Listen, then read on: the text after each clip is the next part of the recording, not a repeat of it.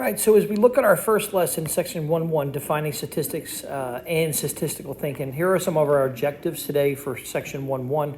We're going to go through and define what statistics is and statistical thinking, explain the process of statistics, distinguish between qualitative and quantitative variables. We will also see the qualitative one listed as or described as or characterized as categorical. I like using categorical. That way I'm just knowing that, hey, it's a Q or a C is what I'm looking for a labeling. But sometimes we just see qualitative, so we need to know both of those are synonyms. Then we look at the distinguish between discrete and continuous variables, and then the level of measurement of a variable. So definition of statistics. Statistics is the science of collecting, organizing, summarizing, and analyzing information to draw conclusions about questions. In addition, statistics is about providing a measure of confidence in any conclusion.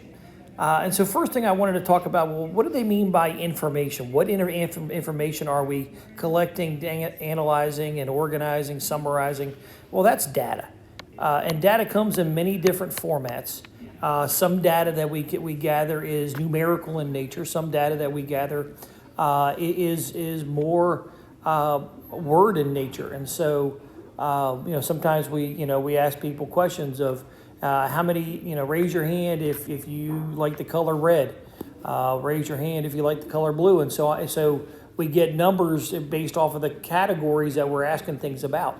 Or we can ask, if we had an audience in the gym at the school, and we said, hey, if you're a ninth grader, stand up. If you're a senior, stand up. And so we just used the categories of ninth grade and seniors. Didn't worry about counting. We just had them stand up to identify what they were.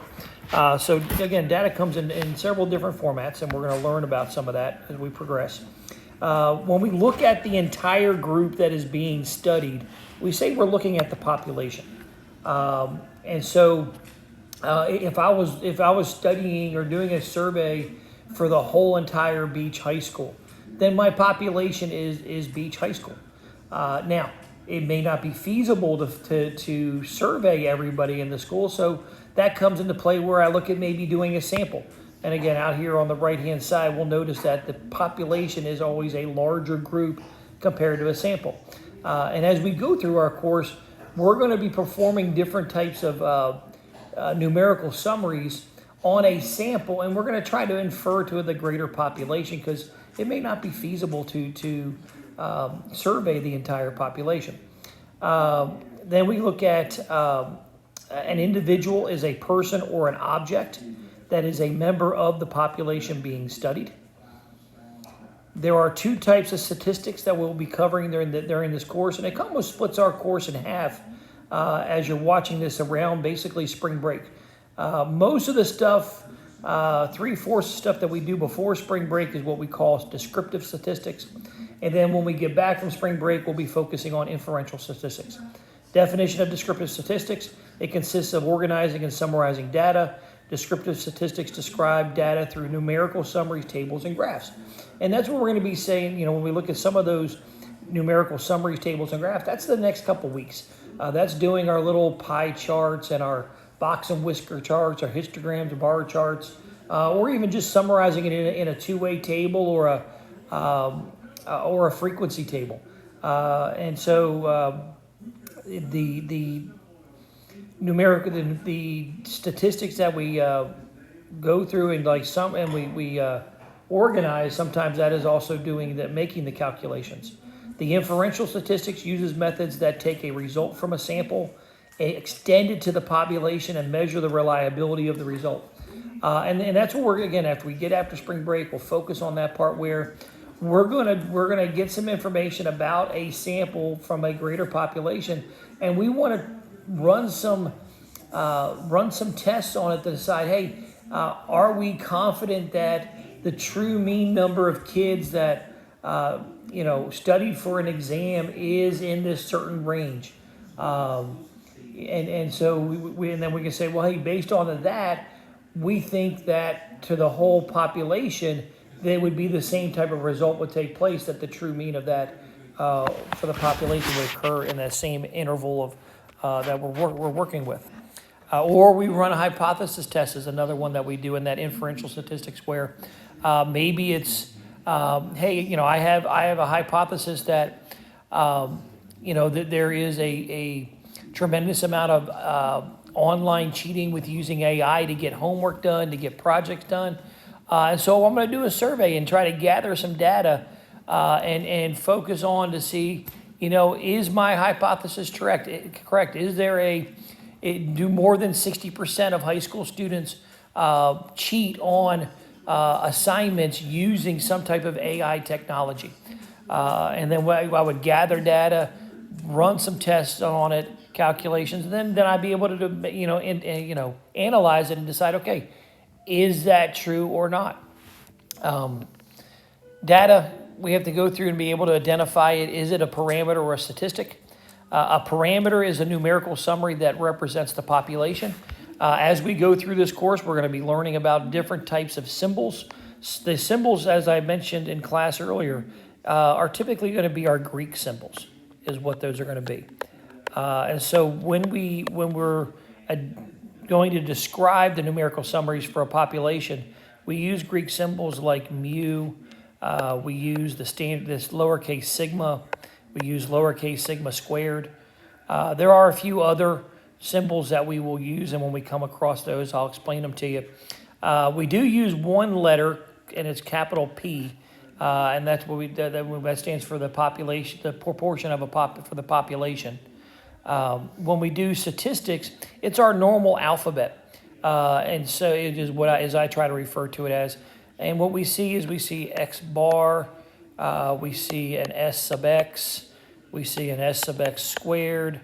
For the proportions, we would see a P with a little hat on top of it.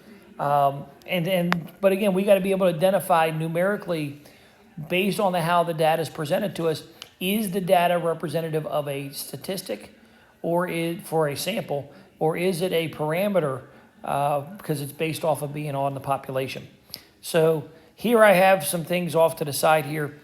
For us to kind of go over and I've already highlighted kind of what those answers are. The state government, following the 2018 national midterm election, 18% of the governors of the 50 U.S. states were female. And then they're asking us to decide, is that a parameter or a statistic? Well, since we did the entire population of governors, 50 governors in the United States, then that tells us that that's going to be a parameter.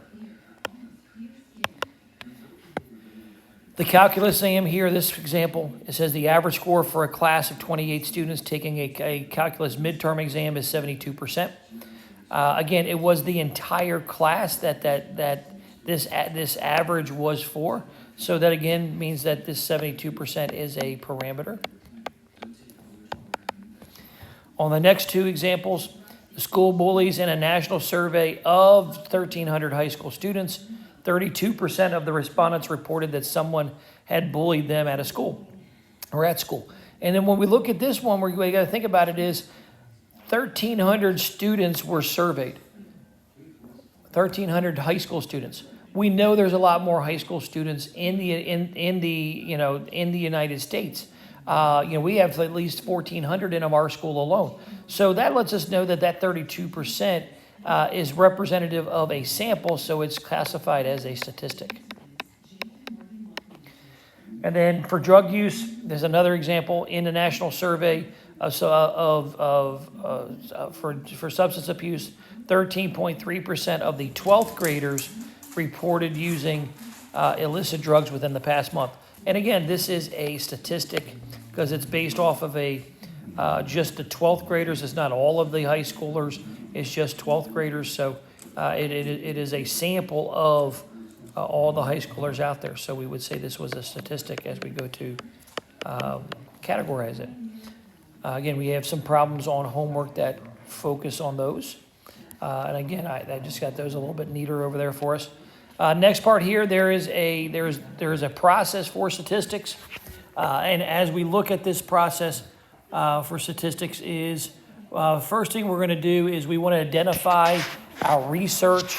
what is our objective? So identify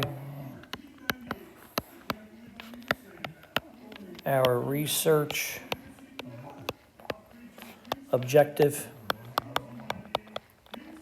In this phase here, while we're identifying what we're trying to research and our objective, we're formulating, asking, hey, what kind of questions do I want to add? What am I trying to, hopefully maybe learn from this information that I'm going to try to gather? And that's what I'm trying to do in that identification stage. Stage number 2, we're going to collect data. So we're going to collect data that we need to get in order to answer part 1. That we need to answer the questions from part 1.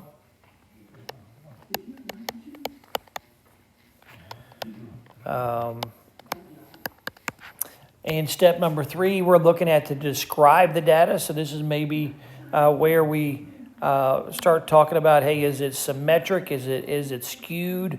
We go to use some of our displaying of the data. So this is where we get to describe it. Maybe we present it in a histogram or a dot plot. Depends on how large of a set of data that we have. And then the last one we're going to do is we're going to perform some inferences. And this is where we're going to, run some of our fancy tests and stuff. And then we get to infer it to the greater population. And that's kind of a nutshell of the statistical process. Okay. Now, we have to be able to classify data by either being qualitative or quantitative, is what we have to go through and do. And so with that in mind, as we go to do this, we want to look at it and look at our data, and then we have to ask ourselves a question: do we meet one of these two definitions? Do we meet the definition for qualitative? Do we meet the definition for quantitative? And we have those definitions coming up for you here in a second. And so as we look at the definition of qualitative, qualitative is the categorical variable allows for classification of individuals based on some attribute or characteristic. And so for me, some examples of categorical or qualitative data would be as if I'm using some words to describe stuff, like, are you a ninth grader? Or is your, favorite color, what's your favorite color? What is your gender? Are you male or female? We can use numbers that are categories. Our area codes are an example of that. Area codes, and then our zip codes are also examples of that. And again, even if we use for ninth graders, we use the term, hey, what grade are you in? Put down the number. That number is not something that we're going to do some calculation on. It's just there for identification purposes. A quantitative variable provides numerical measures of individuals. The values of quantitative variables can be added or subtracted and provide meaningful results. So that's pretty much the rest of the things that we see. Maybe it's income, maybe it's weight, maybe it's height, test scores. A lot of different things are pretty much quantitative. So now we have some examples for us to kind of go through and decide if you want to pause the video and try to answer and put these in a grouping of either categorical or qualitative. You can use either one of those two words, or you can use and then quantitative. So go ahead and pause. I'll give you a chance. I'm going to quickly go ahead and start doing the answers. That way we can kind of maneuver on and go through this video pretty quickly. And so we know gender is categorical or qualitative. Temperature is a set of numbers, and we can have an average temperature for the month. We can have, so that would be quantitative. The number of days during the past week that a college student studied, it is quantitative, because we can say, hey, I studied on average 2 hours and 30 minutes. I studied 0 hours. I studied 15 minutes. So it's quantitative. And then again, I already gave you this example, the zip code. We know that that is qualitative, is just a locational thing. Now we get to go down here and some more that are there for you to go through and do.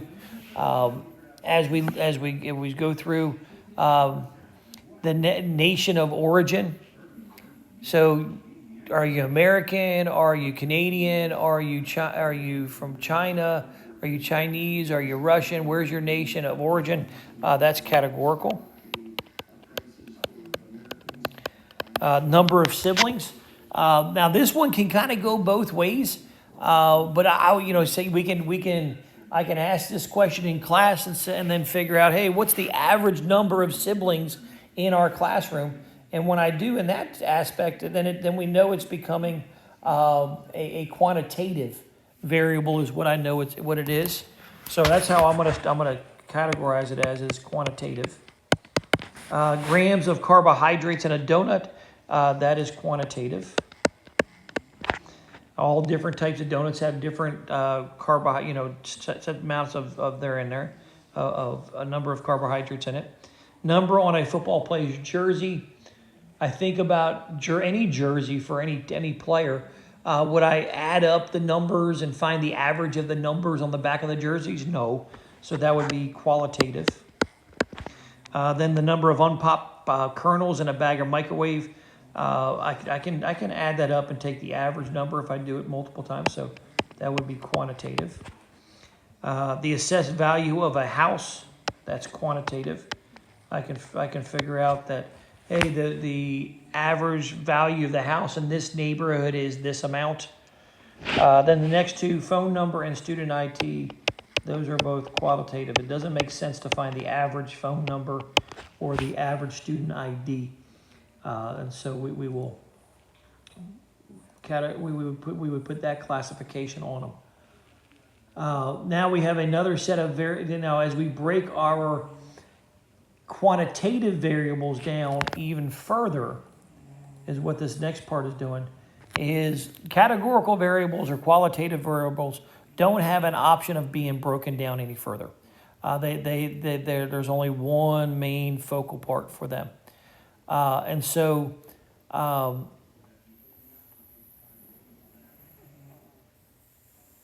sorry, lost my train of thought there. A discrete variable is a quantitative variable that has either a finite number of possible outcomes or a countable number of possible outcomes. The term countable means that the values result from counting, such as it didn't occur, 0, then 1, 2, 3, 4, and so forth. A discrete variable can take on every possible value between any two possible values. A continuous variable is a quantitative variable that has an infinite number of possible values that are not countable. And what they mean by that is we can keep going decimal places. We can go out to the 10th and the 100th and the 1000th and the 10,000th. So there's no end to what we're doing, and we can't count that out that far. So your measurements, your speeds, your volume of something are all kind of a continuous thing. My height, I can be 5'10" and an eighth inch, or a quarter of an inch, or 3/16 of an inch. Whereas your discrete variables are kind of like, I would say an easy one would be like shoe sizes. You're a 7.5, you're a 7, you're a 10, you're a 13. There's no such thing as a shoe that's a 13.25. You're either, when you go to buy that shoe, you're going to buy a 13 or you're going to buy a 13.5. And so that's what we got to think about. Is a quantitative variable, is it discrete or continuous? It's a matter of the decimal places. And there's some tricky ones. There's one on the homework that talks about volume. Is volume let me see if we have an example of that. Do we have to do down here? And the way it was phrased was volume of sound. When we think about volume of sound, sometimes a lot of us think about our car. And when we're in our car with a digital display, we start pressing the up button, and we can see that it's going from 13 to 14 to 15 to 16 to 17. And so we think that it's discrete. But when it's actually asking the question about sound, is volume as a sound? We actually got to think about decibels, you know. And if you've ever been to a major sporting event, a lot of times they run on the jumbotrons.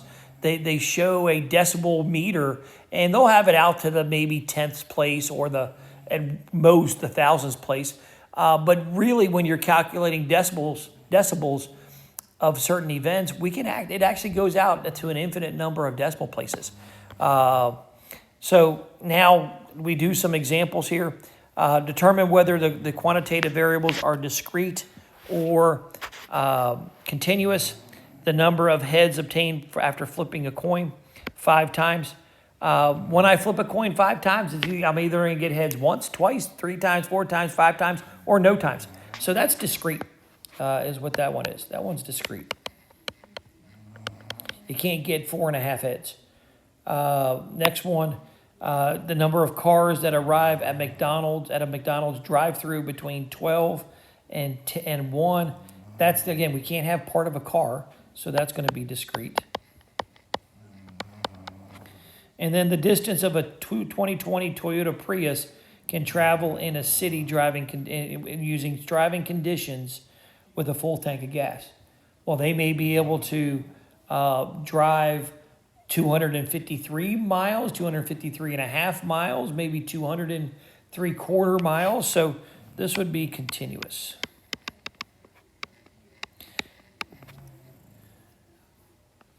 And then now we have some down here where we get to go through and answer. So if you want to pause again and work ahead of me and to take a look at those, go ahead and pause, and we'll let you answer what you think those are, and all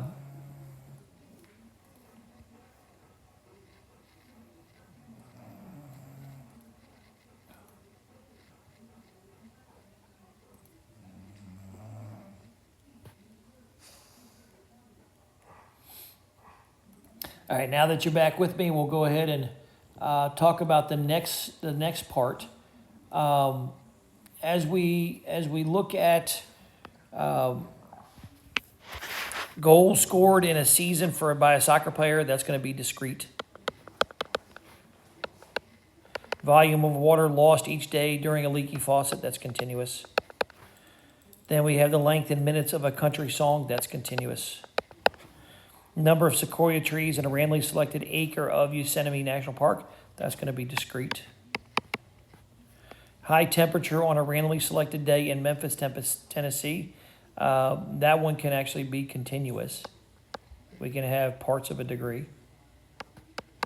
Internet connection speed in kilobytes per second, that is continuous.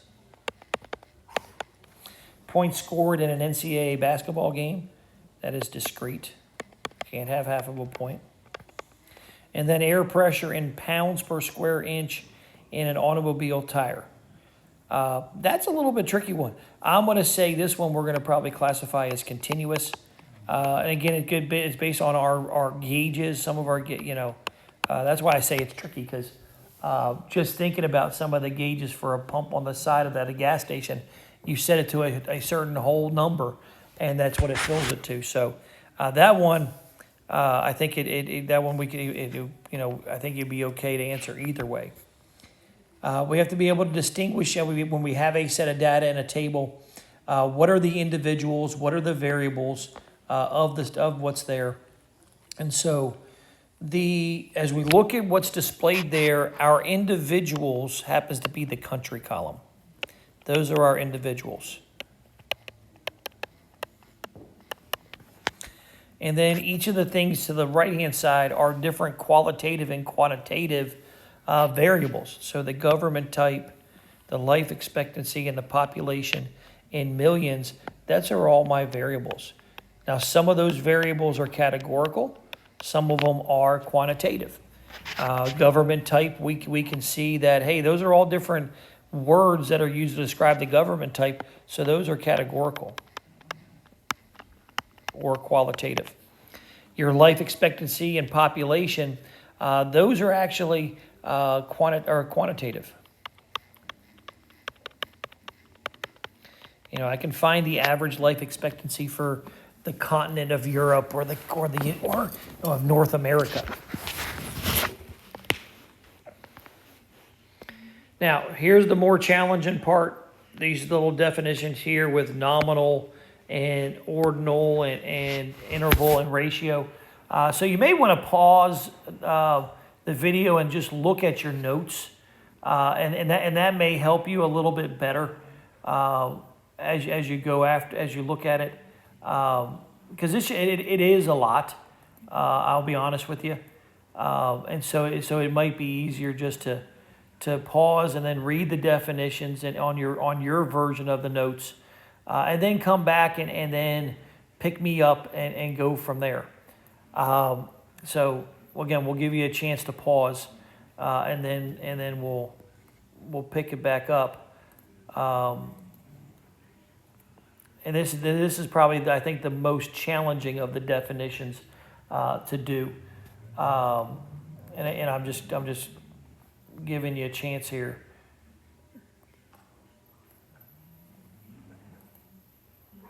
And there we go. Sorry, I was just working on multitasking on a computer here to get some things set up for you.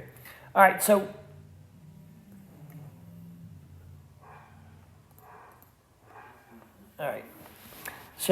the definition of nominal level is the values, if the values of a variable's name, label, or categorize.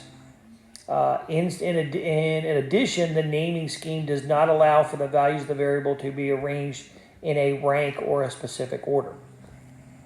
A variable that is classified as ordinal is if it has the properties of the nominal level. However, the naming scheme allows for the values of the variable to be arranged in a ranked or specific order. A variable at the interval level of measurement is if it has the properties of the ordinal level of measurement and differences in the values of the variables have meaning.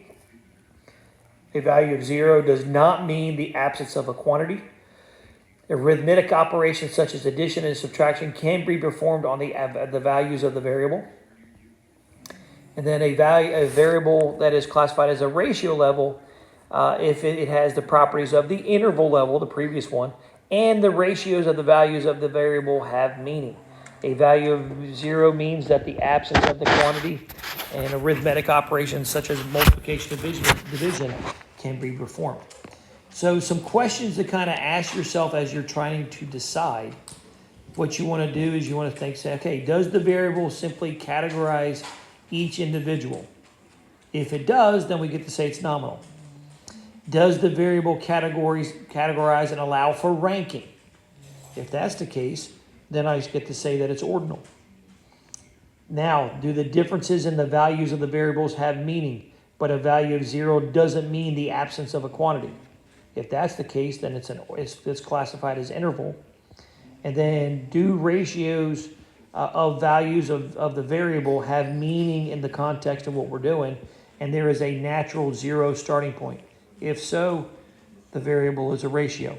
So here's 4 little examples for you to go through and try to decide, what are they. So I'm just going to give you a moment to read them and make a decision. Gender.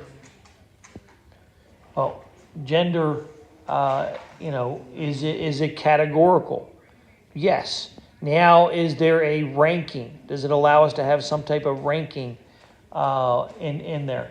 No, so we would say that gender is nominal. Temperature. Now, with that case there, with temperature, we look at it and we say, is there a range of temperatures?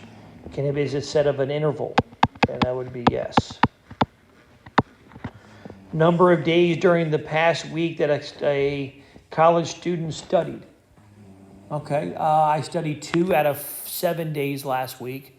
I didn't study at all, so that would be 0 out of 7. So 0 has a meaning in the context of the problem. So that means this has to be a ratio level. And the last one, letter grade earned in your statistics class. Well, Did you earn an A, B, C, or D? That ranks you in a certain order. So that would be ordinal.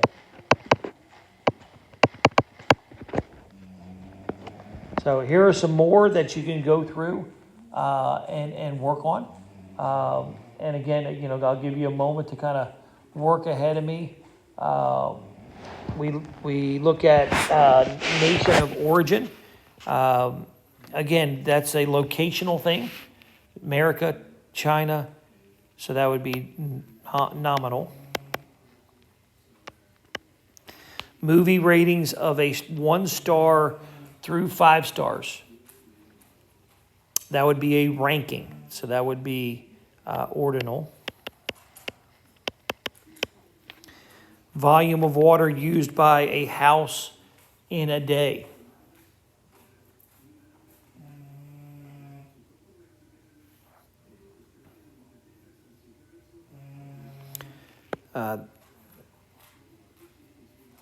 So now we know it's going to be either ratio or an interval. And now we think about it, is 0 actually makes sense to have in that context? And it does. You could go through and not use any water. Let's say you went out of town. So that would be ratio. Year of birth of college students.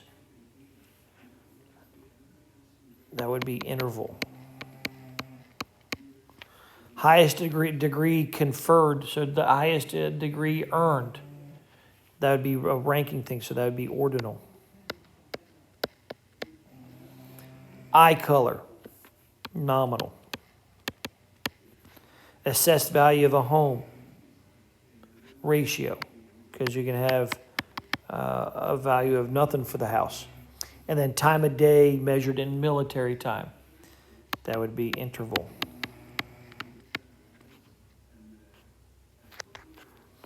All right, last part here before we switch over to 6.2 is trying to decide if as we read a set of information, can we identify what the population is and what is the sample? Because that also lets us kind of connects with our, is the number presented in there, is it a statistic, is it a parameter? So that's what kind of goes along with that part of the lesson earlier. So for each one of these, we got to determine what is the population being studied, what is the sample. So population, sample, population, sample, population, sample. All right. So when I look at the first 135, it says the Gallup organization contacts 1,028 teenagers who are 13 to 17-year-olds that live in the United States and asks whether or not they have been prescribed medication for mental disorders such as depression or anxiety. Well, to me, it might be easier to start with the sample. 1,000. We know there's more than 1,028 teenagers, so the sample has got to be 1,028 teenagers, and we would be descriptive here. Teenagers, aged 13 to 17, who live in U.S. Our population would be all 13 to 17 year old teenagers who live in the U.S. So we don't want to say, hey, just all 13 to 17-year-old teenagers. We got to be specific that, hey, it's in the U.S. Because that's where they gathered the data from. And again, when I make a inference about what I come about, I can only infer it to the United States teenagers aged 13 to 17. I can't say or infer it to the Canadian 13 to 17-year-olds or the British 13 to 17-year-olds. Number 36, a quality control manager randomly selects 50 bottles of Coca-Cola that were filled on October the 15th to assess the calibration of the filling machine. Again, I think it's easy to start with one. we know at one of those plants, they're doing more than 50 bottles during the course of the day. So that's our sample, 50 bottles of Coca-Cola on October 15th. What is the population? All of the Coca-Cola bottles.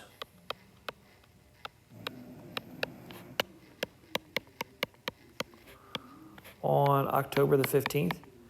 And again, we will be learning some things as we go forward about, as I gather those samples, do I want to gather the first 15 that come off the lot, or 50 off the belt? No. This person is going to go through and randomly pick somehow bottles from different parts of the day and test them, and have a way of saying, hey, from this time frame to this time frame, and then that way, once they test it, if one of those is off on the calibration, then they can go to that batch and say, hey, this batch needs to be destroyed. We don't want to send this batch out. And so they have some organizational process of before they put it on the trucks to ship it out. They have a storing location, and then they can say, hey, the sample from this one didn't meet the calibration. Let's go ahead and grab a few more from that batch. If we get the same results, then that whole batch in that location is going to be destroyed.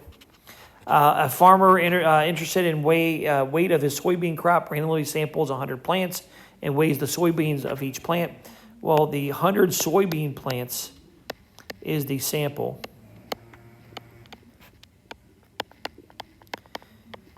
And then the population would be the entire crop, the entire soybean crop. Now, what the farmer's doing here probably is as they are gathering their samples in different areas by some certain techniques, they're trying to check to see the weight, to see, hey, do we have a certain location where the weight is smaller? And okay, what's causing that to happen? Is it the fertilization? Is it the water? Is the soil not as rich in that area? And they're going to start analyzing to see, okay, how can we get this? How can we counteract this for the next time we plant a crop in that area? And then 38, it says every year the U.S. Census Bureau releases current population reports on a survey of 50,000 households. The goal is the report is to learn the demographic characteristics such as income of all households in the U.S. Well, population, I'm going to go off of that one real quick. All households in the U.S. All households in U.S. And our sample would be the 50,000 U.S. households. 50,000 U.S. households. Okay. We're going to skip over here and we're going to go into this second part in section 1-2, just so it's easier just to watch one video. And again, it's going to be a quick one because it's really just, I'm assessing you more on the first half of section 1-2 as opposed to the latter part. It is not as much, it's just informational. So as we skip over there, and we're going to go to section 1-2. All right, good. That loaded pretty quick. We did some of this back in earlier in Algebra 2 and Algebra 1, having to decide if something was an observational study or an experiment. An observational study measures the value of the response variable without attempting to influence the value of either the response or the explanatory variable. There's a key thing, without attempting to influence. That is an observational study. The researcher observes the behavior of the individual without trying to influence the outcome. In an experiment, a researcher randomly assigns individuals to study groups they intentionally manipulate. So in that part, we see that is impose and treatment. Impose a treatment. So maybe that's like, hey, I have a group and I'm trying to study the effects of a certain experimental drug. And so as I separate and get my control group that gets the placebo and then I have my other group, and I randomly assign the people to them. I'm imposing a treatment where one group gets a placebo, a sugar pill, and the other group gets the actual medicine that we're trying. They don't know what, and we're trying to gauge the effects of what's taking place there.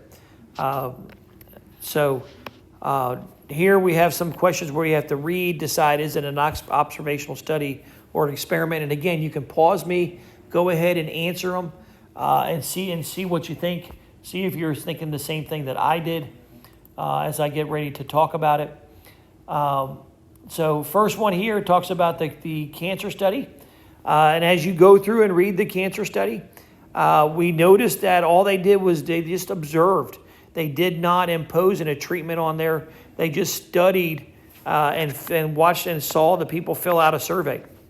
They didn't tell them to do certain things. They just went through and observed stuff. So this is an observational study.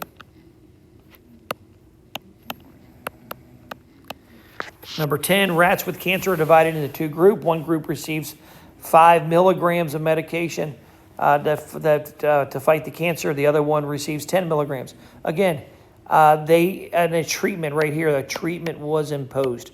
It was the drug for of the cancer, the 5 milligrams and the 10 milligrams. So this has to be an experiment. Number 11, a 7th grade students are randomly divided into two groups. One is taught math using traditional techniques. The other ones use some reform method. Again, split into two groups, and now a treatment was imposed. One group was taught the old-fashioned way. Another one was taught the newer way. So this is an experiment. My feelings, that's what they started doing somewhere in the 90s and the 2000s. They're still doing it. We noticed that the way I learned stuff in elementary school and middle school and processes they taught us is totally different than the way you guys were brought up learning math, let's just say, for example. A lot of times you did a lot more hands-on and used these different manipulatives to do the math or rewrite the math in a different way. And then once you got up to middle school and high school, you realized, hey, we never used that other way to do it. Again, that was just they did some research and thought that more kids learn better by doing it this new approach. I guess one of the most recent things would be like when the Common Core language was put out, where we thought we were going to go to a Common Core curriculum. And then they got some information and got some stuff back and like, hey, it really didn't help. So let's stick with what we're going to do on this other path. Last one here, hair and heart disease. A study in which balding men were compared with non-balding men. Again, no treatment was imposed, so this would be an observational study. And then now as we go through, here are some more vocab. When we do observational studies, sometimes when we get the results, what happens may not be, because of us, what we thought was going to happen. Maybe there is some other, and what we call it as a confounding variable. Maybe there's some, there was something else that made something occur. And so with that in mind, they had this example about do flu shots benefit seniors. They did an observational study over 10 years with two different groups of seniors, and they went through the process and they realized that, hey, the seniors that got the flu shots are 27% less likely to be hospitalized with pneumonia influenza. 48% were likely to die from pneumonia influenza. So like, hey, seniors are going to benefit from flu shots. The challenge is not necessarily, because maybe those seniors who got the flu shots, maybe they have better access to health care. And so therefore they were able to get, they were able to do more things to stay healthier and didn't get sick as often. And maybe it was because of an income level. They had a higher income level that we don't know. And that's why we say that it's kind of confounded. and some confounding occurred. And again, confounding occurs when a study when the effects of two or more explanatory variables are not separated. If we wanted to really go through, we'd have to separate it down and base it off of race and base it off of maybe gender and separate to income and try to separate it and then compare the numbers to see if there was a difference between people in the same race, same income amount, same gender, and hopefully that may be it. Maybe we got to probably do age, as well, like certain age groups of being seniors. And then we can say, okay, look at the difference between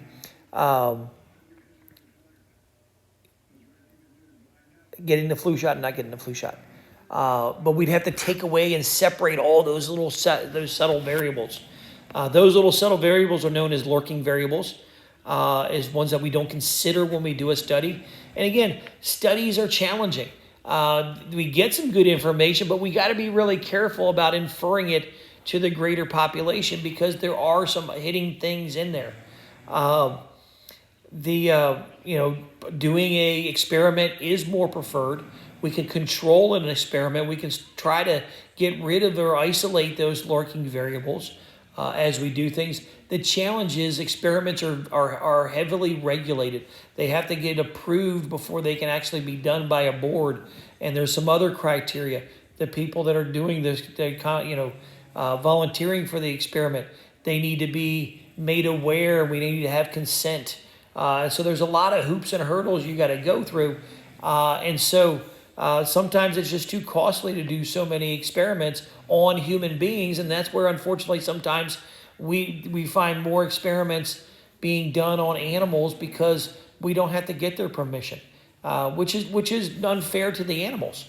Then you go back to, okay, the cruelty of the experiment, when it gets approved, is it going to be too inhumane for the animal to do stuff to? When we look at observational studies, they don't allow us as researchers to claim any causation. This because of this was caused, and do some cause and effect, meaning that this caused this to occur. One thing you'll see if you read the book and go through it, they have one study. One example of there was trying to decide that there was a connection between talking on a cell phone and getting brain cancer. So they did a study on it and realized, okay, there was not, it was just a coincidence that people got the brain cancer and they talked on the phone a lot. One didn't cause the other to happen. Another one I saw I saw a statistic out there, a little meme that said that, every person who has cancer, who has gotten cancer, went to school. Well, therefore, school causes cancer. And we think about, hey, in the United States, we provide free education and require kids to go to school by law. And if you're going on that thought process that school causes cancer, then, hey, the government forced all the kids into school and they got cancer. Well, it's just a coincidence that, in our country, we make everybody go to school. And if they get cancer, yeah, you went to school, but school didn't cause the cancer. Maybe environmentally, where the school was located, that caused the person to get a certain type of cancer. I think about the example I've seen on just little advertisements about our military. I think it was a Marine base in North Carolina where they had developed, Marines and family members developed cancer because of poisoning with the water in that area. And so they were doing a class action settlement. And so we know environmentally, in certain environments can cause cancer. But just to say, hey, attending Beach High School is going to cause you to get cancer. That's not going to be the case. When we get to experiments, then when we have a controlled experiment, in those cases, we can look at a cause and effect relationship. and saying, hey, this causes this. Just like we see that smoking causes cancer. They've done enough research that if you smoke cigarettes, you can discover you can develop cancer. They have enough data to support based on that's the way it is, and that's why those are on the warning labels. Now, does that mean if you smoke, you're gonna get cancer?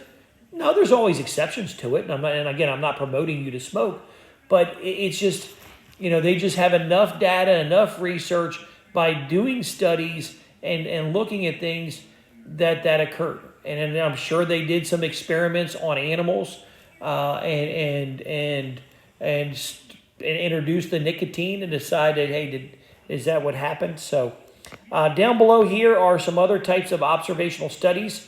Again, take a look at those and look at those definitions there. I'm not assessing you heavily on that part. A census, we know what a census is. We do a census every 10 years in the United States. It's where we gather data and we do a survey. We do it every 10 years because it's just too costly. It's time consuming to gather all that data and get it to come in. Some ways to gather data on the internet is what we call web scraping or data mining.